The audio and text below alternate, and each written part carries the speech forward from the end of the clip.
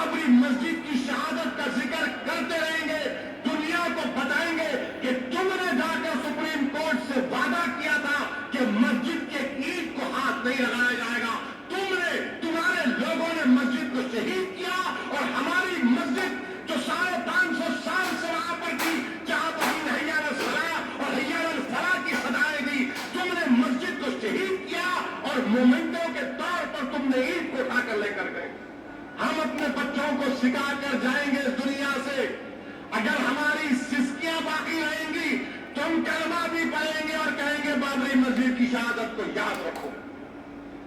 اس لیے کہیں گے کہ مسجد کے لیے نہیں بلکہ انصاف کے لیے، انصاف کے لیے، رول آف لا کے لیے، قانون کی برابری۔ مسلمانوں حوصلوں کو بلند رکھو، یہ دنیا ختم ہونے والی ہے، مگر یاد رکھو دنیا یاد رکھے گی عبداللہ ابن زبیر کو، دنیا یاد رکھے گی صبح قیامت تک امام حسین کو، دنیا یاد رکھے گی حضرت زینب کو، وقت کے یزیدوں کو، وقت کے ابو جہلوں کو دنیا صف ہستی سے مٹا دے گی۔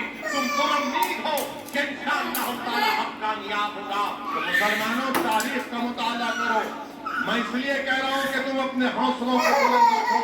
میں آپ کو یاد دلانا چاہ رہا ہوں کہ تم جانتے نوجوانوں اسماء بنت ابوبکر کون تھی؟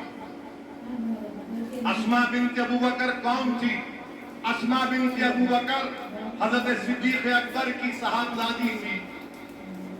جب غار سور میں رسول اللہ صلی اللہ علیہ وسلم صدیق اکبر کے ساتھ تھے، تو حضرت اسماء بنت ابوبکر گھر سے کھانا پکا کر ان کی اونچی پہاڑی پر روز جا کر کھانا دیتی تھی۔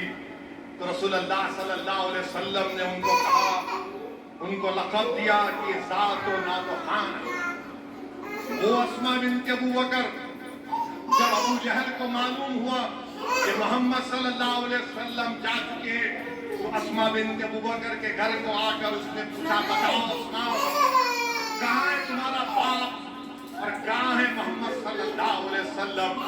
تو حضرت اسماء نے کہا کہ اگر میں جھوٹ بولوں گی تو شریعت بیچ میں آ جاتی ہے، اگر میں سچ بولوں گی تو وفا ختم ہو جائے گی۔ تو حضرت اسماء بنت ابوبکر نے کہا کہ سن ابو جہل، سنو وقت کے ابو جہل سنو۔ حضرت اسماء نے کہا کہ میں جانتی ہوں اور تجھے نہیں بتاؤں گی۔ تو ابو جہل نے مکے کے بیچ چوراہے پر حضرت اسماء بنت ابوبکر کو منہ پر تماچا رسید کیا۔ حضرت اسماء بنت ابوبکر کے کان میں بالی تھی، کان کٹ گیا، خون نکلنا شروع ہوا، مگر وہ پھر اس دن اپنے کان کو کپڑا لگا کر جب غار ثور میں اپنے والد اور رسول اللہ صلی اللہ علیہ وسلم کو انہوں نے کھانا دیا، تو صدیق اکبر نے اپنی بیٹی سے پوچھا کہ بیٹی یہ کپڑا ہٹاؤ، تم نے کپڑا اپنے منہ پر کیوں لگا دیا؟ حضرت اسماء نے کچھ نہیں کہا۔ جب والد نے اصرار کیا تو انہوں نے کہا کہ ابا جان، ابو جہل گھر کو آیا تھا اور پوچھا کہ بتاؤ محمد صلی اللہ علیہ وسلم کہاں ہیں؟ تو اس نے مکے کے بھرے چوراہے پر مجھے تماچا رسید کیا اور میرا کان کٹ گیا۔ تو آپ اندازہ لگائیے صدیق اکبر کے آنکھ میں آنسو آ گئے۔ اللہ کے رسول صلی اللہ علیہ وسلم نے اپنے ہاتھ اللہ کی بارگاہ میں اٹھا کر دعا کی کہ یا اللہ میں صدیق اکبر سے راضی ہوں، اس کے خاندان سے راضی ہوں، تو بھی راضی ہو جا صدیق اکبر سے۔ تو مسلمانوں تاریخ کا مطالعہ کرو۔ میں اس لیے کہہ رہا ہوں کہ تم اپنے حوصلوں کو بلند رکھو۔ یہی صدیق اکبر کی بیٹی حضرت اسماء بنت ابوبکر، ان کے بیٹے عبداللہ ابن زبیر جو امام حسین کی شہادت کے بعد امام حسین کے پرچم کو اٹھایا، تو جب حجاج مکے پر حملہ کرنے آیا تو انہوں نے اپنی ماں جو 100 سال کی ہو گئی تھی اسماء بنت ابوبکر سے کہا کہ اماں جان اب میں جا رہا ہوں حجاج سے مقابلہ کرنے کے لیے، مگر لوگ کہتے ہیں حجاج بڑا ظالم ہے، وہ لوگوں کی چمڑی اتار دیتا ہے۔ تو اس غیور ماں نے کہا کہ سنو عبداللہ، جب بکری کو کاٹا جاتا ہے یا بکرے کو کاٹا جاتا ہے تو کاٹ کے وقت تکلیف ہوتی، اس کے بعد کچھ نہیں ہوتا۔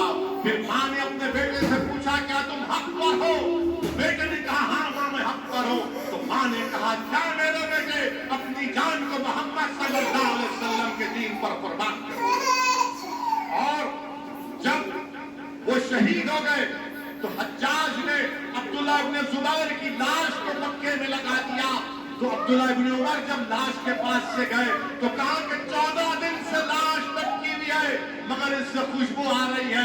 تو کسی نے پکار کر کہا کہ جب عبداللہ ابن زبیر پیدا ہوئے تھے تو محمد صلی اللہ علیہ وسلم نے اپنی زبان مبارک سے کھجور کو چبا کر پہلی غذا اگر عبداللہ ابن زبیر کے جسم میں ڈالی تو رسول اللہ صلی اللہ علیہ وسلم نے اپنا لعاب دہن سے چبا ہوا کھجور ڈالا. تو لوگوں نے کہا کہ جس کے جسم میں محمد صلی اللہ علیہ وسلم کا لعاب دہن چلا گیا اس کے جسم سے کبھی بدبو نہیں آ سکتی.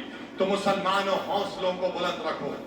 یہ دنیا ختم ہونے والی ہے مگر یاد رکھو دنیا یاد رکھے گی عبداللہ ابن زبیر کو.